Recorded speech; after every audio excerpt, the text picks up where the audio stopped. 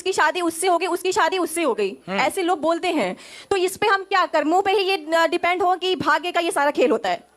जैसे क्योंकि कहा जाता है ना कि जोड़ियां तो भगवान बना के लाते हैं। हाँ हाँ। तो फिर ये जो समाज है हमारा, कभी आप सुनते हैं इस समाज में कुछ गलत हो रहा है, बस बोला जाता है हाँ। कि इस वर्ग का उस वर्ग में शादी हो गई, उस वर्ग का इस वर्ग में शादी हो गई। ठीक है। तो जब भगवान ये जोड़ी बनाते हैं तो हम इंसान इस पे ये सवाल क्यों उठाते हैं, क्यों उसको गलत नजर से देखते हैं?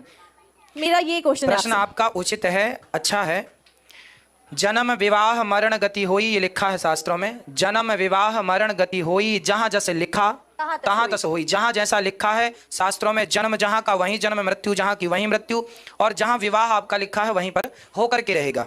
अब आपका ये सवाल है कि फिर किसी अन्य जाति में अंतर जाति विवाह हो गया तो समाज क्यों से दोषी करार देती है? देखो, समझदार ये है कि यदि आज सभी लोग अंतर जाति विवाह करने लग जाएंगे तो सोचो कि फिर भारत की तस्वीर क्या बनेगी। आज इस जाति का लड़का, उस जाति की लड़की, फिर जो संतान होगी वो किस जाति की होगी? क्या कहेंगे? यहीं से वर्ण संकरता चालू होगी। देखो, ये चीज है ना, गाय और बकरी बकरों में भी ध्यान रखा जाता है इस बात का। मैं आपको एक छोटा सा उदाहरण देके समझाऊं।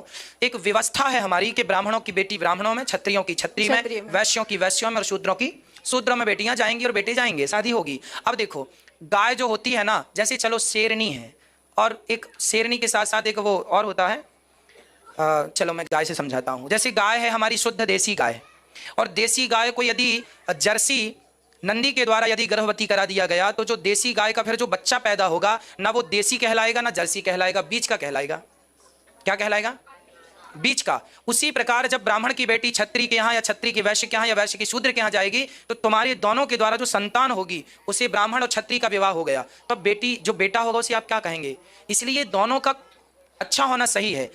कोई कर लिया है अलग विषय है कि आप ठीक है भगवत चिंतन में लगो, पर इसका अर्थ ये नहीं कि फिर सभी इसी रास्ते पर चले जाएंगे तो सारी व्यवस्थाएं चकनाचूर हो जाएंगी। तो गुरुजी, जो हम सुनते हैं कि जोड़ियां भगवान बनाते हैं, तो इस पे क्या विश्वास नहीं करना चाहिए? नहीं, विश्वास करना चाहिए। ईश्वर का विधान वही है, पर फिर भी हमारी समझदारी है। हो सकता है कि परमात्मा यही चाह रहे हो कि समझदारी से आप यहाँ करो, यहीं आपका लिखा हो, जो होना है वो तो होगा, पर फिर भी हम लोगों के कर्म तो होते हैं ना भाई। बेटी का विवाह तो होता ही होता है ना, पर बाप को कर्म तो करना ही पड़ता है। बिल्कुल। है ना? तो हम अपने कर्म सही रास्ते पर सही और करें, हम ही गलत ना करने लगे, सोच ही गलत ना बना ले कि नहीं जी हमें तो वही करना है ना जी। हम सही रास्ते पर चलें, फिर जो होना है वो विधाता के हाथ में, वो तो होके रहेगा, पर हम अपनी तरफ से तो वो गलतियां ना करें, जो फिर है तो है। फिर ठीक है, धन्यवाद गुरुजी। खुश रहिए, प्रसन्न रहिए।